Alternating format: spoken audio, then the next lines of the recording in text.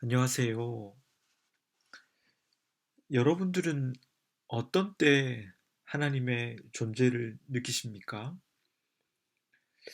제가 지금까지 만나본 여러 사람들의 의견을 들어보면 이와 같은 경우에 사람들은 하나님의 임재를 느끼는 것 같습니다. 한 사람이 도덕적, 인격적으로 매우 바르게 살아가는 것을 볼 때 사람들은 그 사람을 통해 하나님을 느끼게 됩니다. 우리가 창세기를 통해서 깨달았듯 하나님께서는 인간을 당신의 특사로 지으셨다고 했기 때문에 이런 어, 모습도 일리가 있습니다. 또한 자신도 어려운 처지에 놓여 있는데 자신보다 더 어려운 처지에 놓여 있는 사람들을 위해서 자신의 것을 내어놓거나 자신을 희생하는 사람들을 볼 때 우리는 하나님을 느끼게 됩니다. 예수님께서도 지극히 작은 자 하나에게 한 것이 곧 내게 한 것이라고 하셨으니 이것 역시도 일리가 있는 생각입니다. 또 어떤 사람들은 어린아이가 천진난만하고 순수하게 뛰어노는 모습을 볼 때 하나님을 느낀다고 했습니다. 예수님께서는 어린아이들이 내게 오는 것을 금하지 말라. 천국이 바로 어린아이와 같은 사람의 것이라고 하셨으니 이 역시도 일리가 있습니다. 아마 이런 열거는 더 할 수도 있을 것입니다.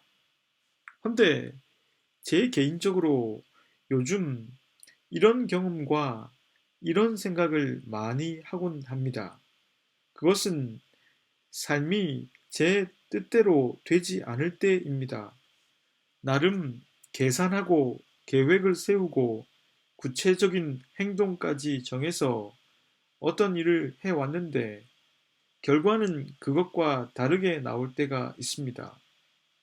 그런데 분명 오랜 시간 준비한 저의 지향점대로 되지 않았지만 그것도 나쁘지 않구나.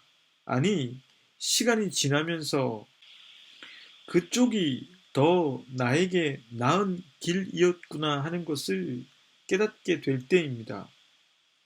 나의 의도대로 되지는 않았다는 것 앞에서 그리고 나의 의도와는 다르게 진행되는 결론이 났지만 그것이 더 나은 편임을 알게 될 때 그 쪽이 내 육신적 자아가 아니라 중심의 자아로 볼 때 더 나은 쪽이 될 때 저는 그분을 느낍니다. 잠언 16장은 바로 그런 내용이라고 할 수 있습니다. 우선 본문의 전문을 읽겠습니다. 마음의 경영은 사람에게 있어도 말의 응답은 여호와께로 나오느니라. 사람의 행위가 자기 보기에는 모두 깨끗하여도 여호와는 심령을 감찰하시느니라. 너의 행사를 여호와께 맡기라. 그리하면 네가 경영하는 것이 이루어지리라. 여호와께서 온갖 것을 그 쓰임에 적당하게 지으셨나니 악인도 악한 날에 적당하게 하셨느니라. 무릇 마음이 교만한 자를 여호와께서 미워하시나니 피차 손을 잡을지라도 벌을 면하지 못하리라. 인자와 진리로 인하여 죄악이 속하게 되고 여호와를 경외함으로 말미암아 악에서 떠나게 되느니라. 사람의 행위가 여호와를 기쁘시게 하면 그 사람의 원수라도 그와 더불어 화목하게 하시느니라. 적은 소득이 공의를 겸하면 많은 소득이 불의를 겸한 것보다 나으니라. 사람이 마음으로 자기의 길을 계획할지라도 그의 걸음을 인도하시는 이는 여호와시니라. 하나님의 말씀이 왕의 입술에 있은즉 재판할 때에 그의 입이 그르치지 아니하리라. 공평한 저울과 접시 저울은 여호와의 것이요 주머니 속의 저울추도 다 그가 지으신 것이니라.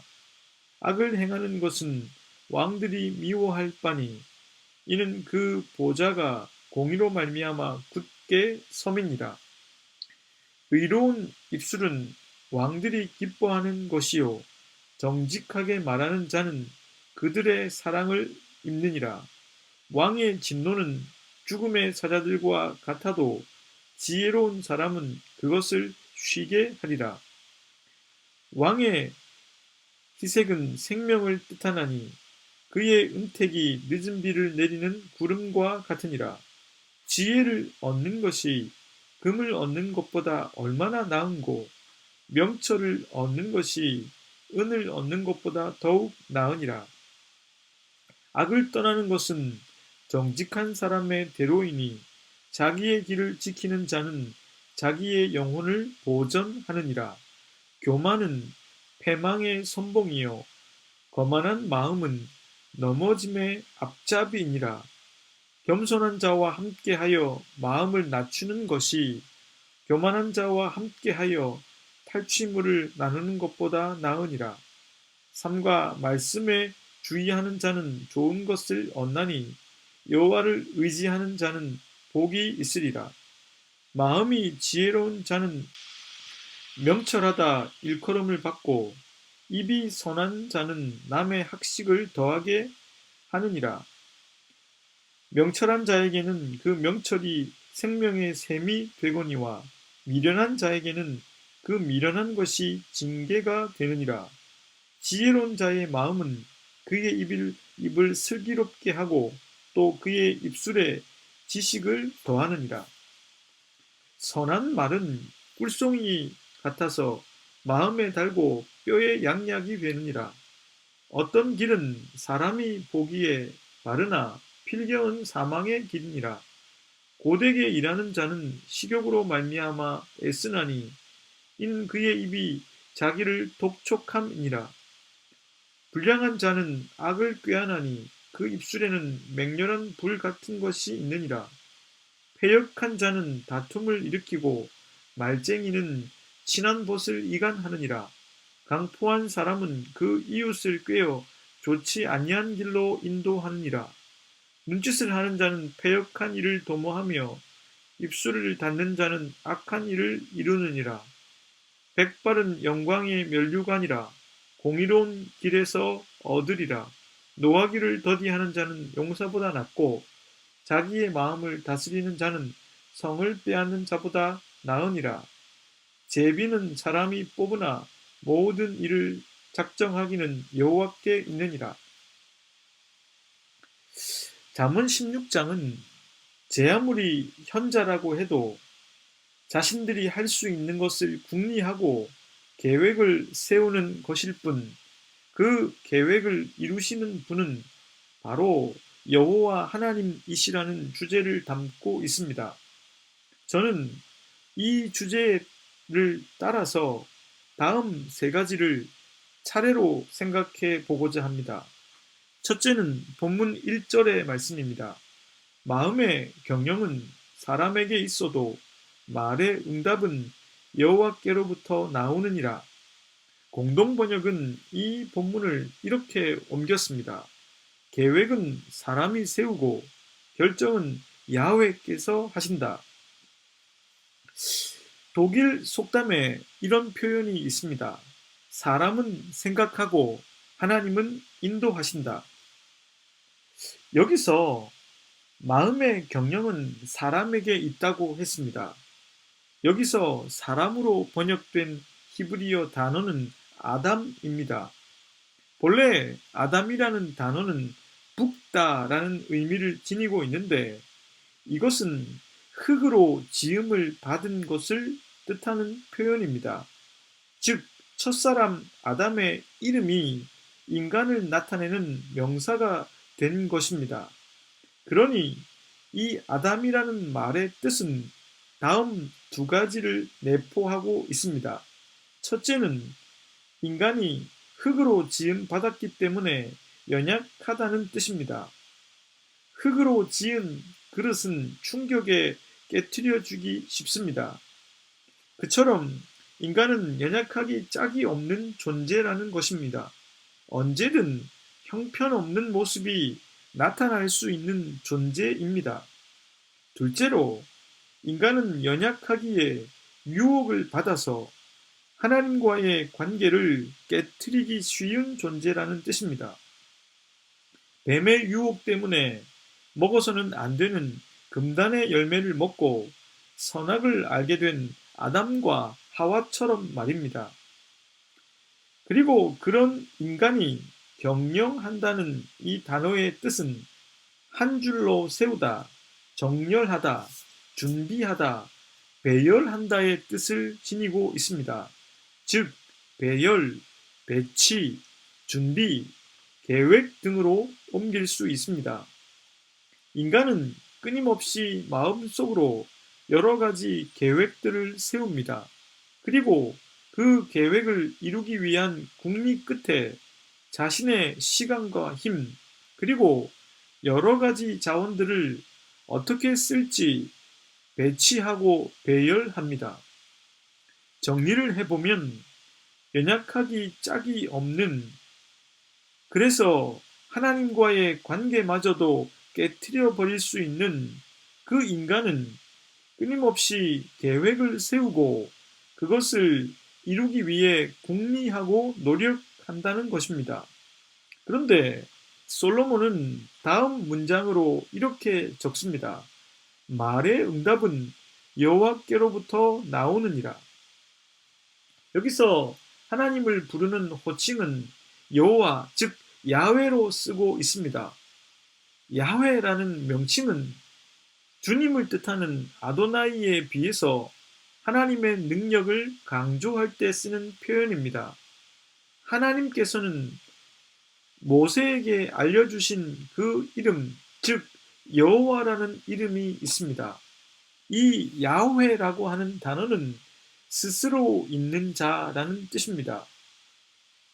그러니 그 계획을 이루시는 분은 절대적인 능력을 지닌 존재로서의 야훼 하나님이라는 말입니다. 여기서 말의 응답이 여호와께 있다 했는데 이 단어의 뜻은 혀의 대답입니다. 즉 최종 결정권자가 계신데 그분이 바로 야훼 하나님이시라는 것입니다. 제 짧은 목회의 경험 속에서도 누군가의 결정권 아래 있었던 적도 있었고, 제가 결정을 하는 입장에 처했을 때도 있었습니다. 확실히 더 편한 것은 누군가의 결정권 아래 있었을 때였습니다. 왜냐하면 제가 책임을 지지는 않기 때문입니다. 하나님께서 최종 결정권자가 되신다는 말은 목회를 하면서 제 마음을 늘 가볍게 해주는 말씀입니다. 무엇이 과연 하나님께서 기뻐하시는 방향일까 모색하고 또 그것을 이루기 위해 궁리하고 기도하고 인도하심을 구하고 나름대로의 기준도 만들어 보지만 결국 그 결정은 하나님께서 하십니다. 하나님께서 이루어 주실 것을 믿기에 제 마음은 가벼워지는 것입니다. 제가 한번 말씀드린 적이 있습니다만 교회 공동체는 늘 회의를 하거나 뭔가를 결정해야 할 때 내가 결정할 수 있는 사람이 아니라는 자기 인식을 늘 전제하고 있어야 합니다. 하나님께서 결정을 해 나가실 수 있도록 우리들은 도구가 되어 내어드린 뿐입니다. 저희 교회에 예배 초소를 놓고 저희들은 기도해 왔었습니다. 처음에 우리의 예배 처소로 인도하신 곳이 아닐까 했던 곳은 바로 양평 근처에 있는 한 신학교였습니다. 그러나 하나님께서는 분명 그곳이 아니라는 사인을 주셨습니다. 우리가 제 아무리 계획을 세우고 적합한 곳이라고 생각한다고 해도, 그리고 그 계획을 이루기 위해서 우리의 자원을 배열하고 배치한다고 해도 최종 결정을 하시는 것은 하나님이셨습니다. 하나님께서 최종적으로 아니라고 하셨습니다. 다음으로 우리가 생각한 곳은 양평 근처의 한 상가 1층 건물이었습니다. 여러 가지 조건으로 볼 때 예배 처소로서 적합하다 생각했었고, 임대인도 처음에는 좋다 했습니다. 그러나 최종 결정권을 지니신 하나님께서는 그것도 아니라는 사인을 주셨습니다. 그 후로 우리들은 기도하면서 하나님의 인도하심을 구했습니다. 그리고 평소 알고 지냈던 분의 제안을 받아서 새로 짓게 되는 건물을 저희들이 사용할 수 있도록 하셨습니다. 저희들도 숙고한 그때 그 제안을 받아들이기로 했습니다. 어제 제게 전화가 오셔서 이번 주 수요일에 계약을 하자는 연락을 해 오셨기에 특별한 이변이 없는 한 저희가 그곳에서 예배를 드릴 수 있을 것으로 보입니다. 저는 예배 처소를 인도해 나가시는 하나님을 통해서 1절과 뜻이 통하는 9절의 말씀도 경험으로 읽어내게 되었습니다. 9절 말씀입니다. 사람이 마음으로 자기의 길을 계획할지라도 그의 걸음을 인도하시는 이는 여호와시니라. 저도 저희 아버지를 닮아서 성격이 급한 편이라고 할 수 있습니다. 급한 성격을 느긋하게 만들기 위해서 낚시를 선택하셨던 아버지처럼 저는 목회를 하면서 느긋함을 배우고 있습니다. 양평 근처의 한 신학교에서 예배를 드릴 수 없어서, 또 계약이 될 뻔한 양평의 한 상가 1층이 갑자기 계약을 할 수 없게 되어서 평소 같으면 조급해야 하고 안달했었어야 하는 저인데 저는 그러지 않았습니다. 왜냐하면 하나님께서는 제 개인적인 욕심에 의해 구한 것도 아니고 주님을 섬기고 말씀을 나눈 예배 처소를 어떻게 주시지 않겠는가 하는 믿음이 저에게 있었기 때문입니다. 우리들에게 가장 최적의 장소로 인도해 주실 것이라 믿었습니다. 인간이 마음으로 그 길을 계획해도 그 걸음을 인도하시는 최종 결정권자는 바로 하나님이십니다.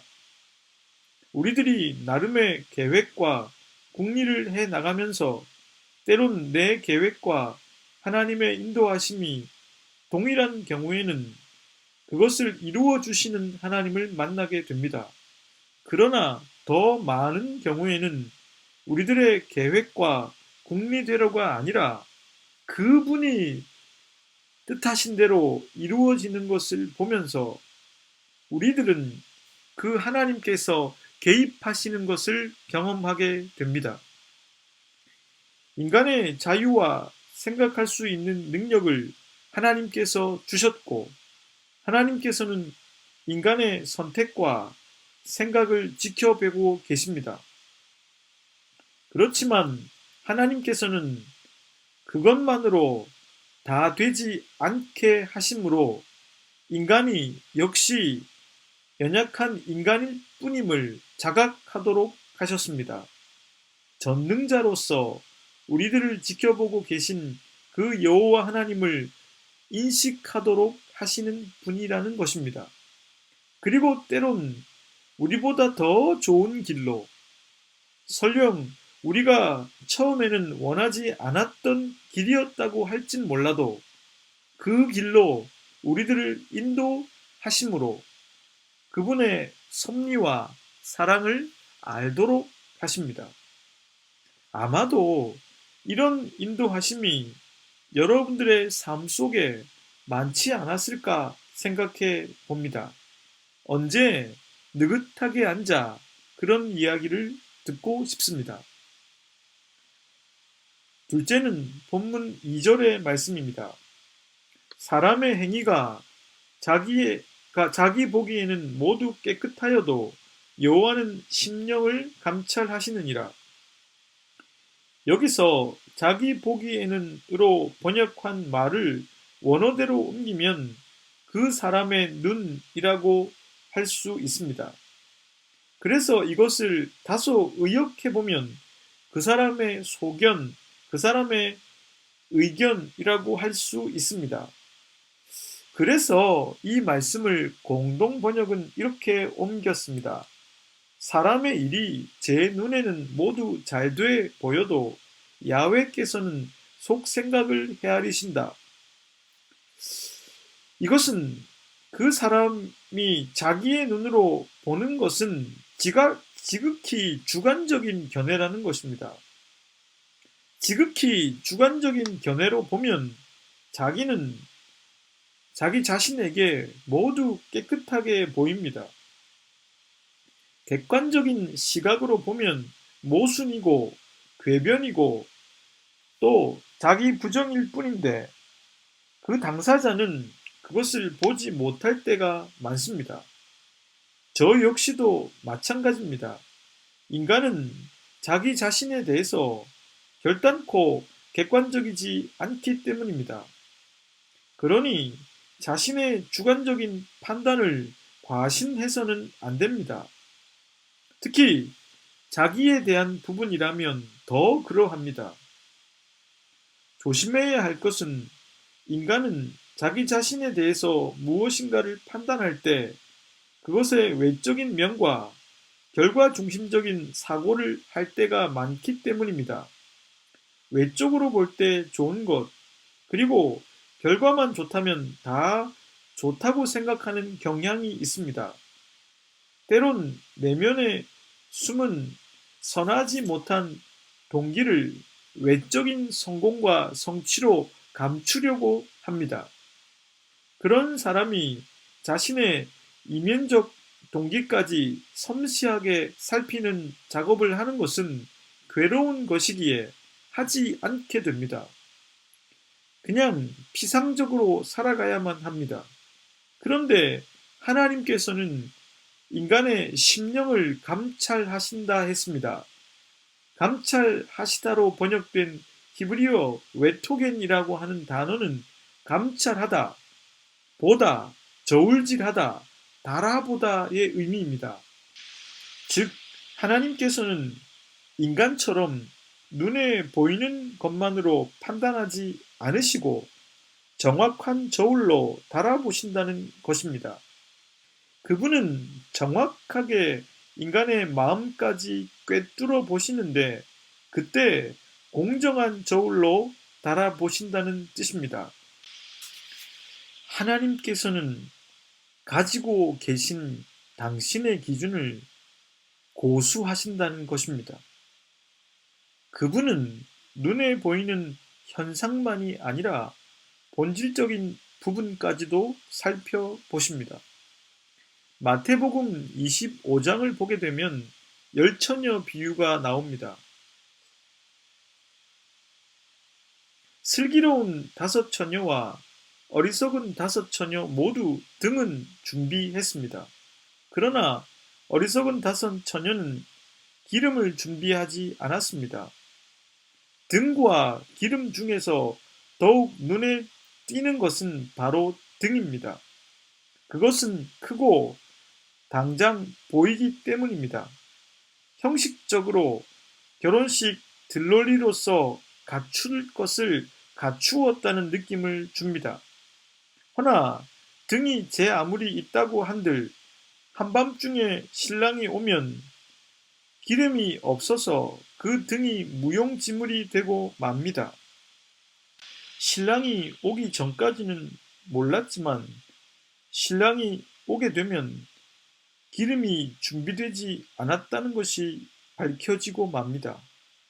기름은 바로 눈에 보이지 않는 본질적인 것을 뜻합니다. 사람들은 작다고 무시하는 것들, 자신의 욕망을 합리화하는 데 방해가 되는 것들, 그것이 바로 기름입니다. 그런데 신랑이 오면 그 기름의 유무가 중요한 갈림길의 기준이 됩니다. 이것에서 예외인 사람은 아무도 없습니다. 자기를 객관화시켜 내면을 볼 수 있는 작업에는 몇 가지가 있습니다. 우선 기도입니다. 기도는 나를 감찰하시는 하나님을 통해서 나를 보는 것입니다. 다음으로 여행도 좋습니다. 청소해야 할 집안이 보이지 않을 때 우리들은 해방되어 자신의 내면으로 여행을 떠날 수가 있습니다. 또한 자연 앞에 쓸 때입니다. 이철환 작가의 말처럼 조화, 비례, 균형이 완벽한 자연 앞에서 우리들의 비뚤어진 조화, 비례, 균형을 객관적으로 보게 됩니다. 셋째는 본문 4절의 말씀입니다. 여호와께서 온갖 것을 그 쓰임에 적당하게 지으셨나니 악인도 악한 날에 적당하게 하셨느니라. 제 개인적으로 이 말씀을 읽고 생각했을 때 오해를 많이 했던 것 같습니다. 제 오해는 이런 것들이었습니다. 그렇다면 악한 사람도 하나님께서 악하게 지으셨다는 말인가? 악인이 필요한 곳이 있을 텐데, 그럼 하나님께서 그 사람이 악을 행하도록 프로그래밍 하셨다는 말인가? 마치 작가가 주인공의 대척점에 있는 악역을 설정하듯 그렇게 하나님께서 하셨다는 말인가? 그렇게 된다면 그 악역을 맡은 사람은 도대체 무엇이라는 말인가? 그리고 그렇게 악역을 맡은 사람을 자신이 정해놓고 악을 행했다는 이유로 심판하는 신은 도대체 무슨 신인가? 오래전에 읽은 인터뷰 기사라서 정확하게 기억나진 않지만 한 유명 배우가 당시 유명했던 영화에 출연한 뒤에 겪은 심리적 고통을 고백했습니다. 그는 연쇄 살인마를 연기했는데 그 악역으로 인해서 너무 힘든 시간을 보냈다고 했습니다. 저는 이 기사를 읽고 생각하며 하나님께서 결단코 인간 중에서 악역을 미리 예정하시고 어떤 사람이 선을 위해서 악역을 하도록 내버려 두실 리 없다는 생각을 했습니다. 그런 의미에서 오늘의 말씀이 더욱 불편하게 다가왔습니다. 공동 번역을 한번 읽어보겠습니다. 야훼께서는 모든 것을 각각 쓰임에 맞게 만드셨으니 불의한 사람은 재앙이 내리는 날에 재앙받을 사람으로 만드신 것이다.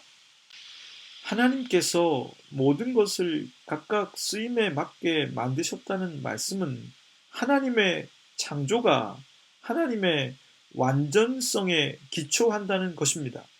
즉, 하나님께서는 완전한 그분의 섭리에 따라 모든 것을 목적에 맞게 알맞게 지으셨다는 것입니다.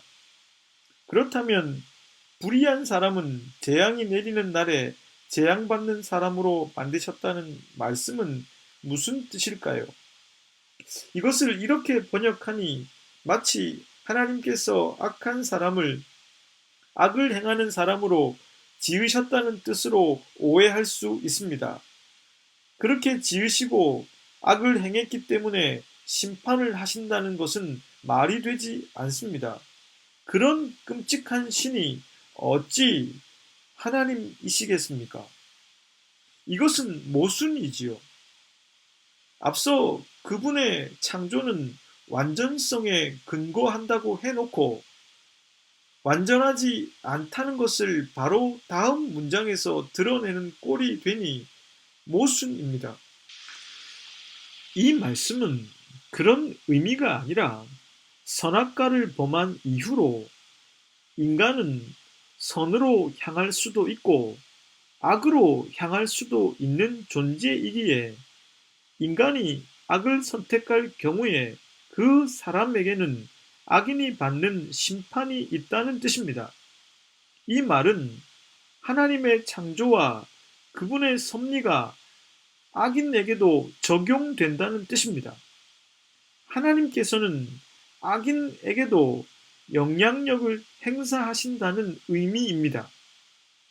하나님께서는 악인이 악인이기 때문에 받는 심판과 괴로움 등을 통해서 그에게 섭리하십니다. 그래서 그가 잘못된 길을 가고 있음을 알게 하신다는 뜻입니다. 가룟 유다 역시도 예수님을 팔고 괴로워하며 양심의 가책을 느꼈습니다. 그래서 대제사장에게 가서 은 30전을 돌려주려고 했습니다. 그가 괴로웠기 때문입니다. 그는 자신의 선택이 잘못되었다는 것을 알고 있었습니다. 하나님께서는 인간이 악을 선택하도록 하시거나 혹은 악역이 필요해서 어떤 사람에게 악을 조장하시는 분이 아니십니다. 인간은 도덕적 자유의지를 지니고 있습니다. 하나님께서는 심령을 감찰하는 분이시기에 그 사람이 선을 선택하는지 악을 선택하는지 알고 계십니다. 겉으로 드러난 결과가 아니라 내면의 숨은 동기까지 감찰하시는 그분 앞에서 선과 악이 드러나게 됩니다. 하나님께서는 선에 대해서는 기쁨과 환희를 느끼게 하십니다. 반대로 악을 선택할 경우에는 괴로움과 후회를 느끼게 하십니다. 이렇게 하심으로 하나님은 인간을 선으로 초대하십니다. 즉, 인간이 마음으로 악을 꾀한다고 할지라도 하나님께서는 그 걸음을 선으로 인도하는 분이라는 것입니다. 하나님께서 우리들의 마음을 감찰하시는 것도 그리고 하나님께서 인간의 계획의 최종 결정권자로 계시는 것도 다 인간을 선으로 이끌기 위함입니다. 저와 여러분들의 결정에 하나님께서 관심을 갖고 계십니다. 여러분들의 선택과 하나님의 최종 결정이 같은 방향인 그 경험을 더욱 많이 해 보시기를 바랍니다. 함께 기도하겠습니다. 하나님, 저희들이 제 아무리 포장하고 감추고 외면해도 하나님께서는 저희들의 마음을 살펴보십니다. 그래서 악을 선택했을 때 뉘우치게 하시고 후회하게 하심을 통해서 다시 선으로 돌아올 수 있도록 하십니다. 하나님께서는 저희들이 제 아무리 궁리하고 계획한다 해도 최종 결정권을 쥐고 계신 분이십니다. 저희들을 선으로 이끄시기 위함입니다. 저희들이 하나님의 존재, 인도하심, 섭리하심을 더욱 인정하고 하나님을 존중하는 삶을 살게 해 주십시오. 그래서 더욱더 내 삶이 좋아지는 것을 경험하게 해 주십시오. 예수 그리스도의 이름으로 기도드립니다. 아멘.